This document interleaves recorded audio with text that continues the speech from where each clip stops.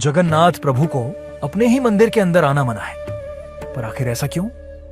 यह कहानी है नीलाद्रि बीजे की। जब जगन्नाथ महाप्रभु अपने भाई बलभद्र और बहन सुभद्रा के साथ रथ यात्रा पे 9 दिन के लिए निकल जाते हैं, हर तरफ भक्ति का माहौल छा जाता है। लेकिन तब श्री क्रोधित थी। महाप्रभु चले गए बिना बताए, बिना विदाई लिए। वो सिर्फ इंतजार करती रही कि कब महाप्रभु वापस आएंगे।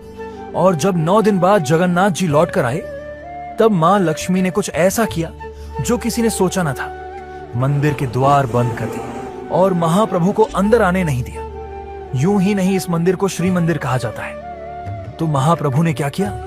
वो लाए एक मिठाई, रस में डूबा हुआ, प्रेम से भरा हुआ रसगुल्ला।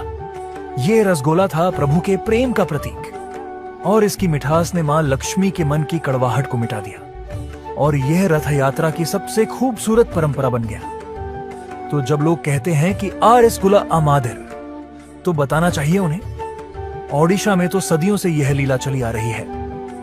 और इस लीला का उल्लेख पहली बार 15वीं शताब्दी में बलराम दास जी के जगमोहन रामायण के लक्ष्मी नारायण संवाद में किया गया था। रसगुल्ला सिर्फ मिठाई ही नहीं, यह एक भाव है। और नीलाद्रि विजय सिर्फ एक यात्रा नहीं, एक संदेश है। रिश्ते अहंकार से नहीं, विनम्रता से सुलझते हैं। और अगर ईश्वर भी झुक जाते हैं तो इंसान को किस बात का घमंड है? क्या आपको भी ऐसे वीडियोस बनाने हैं?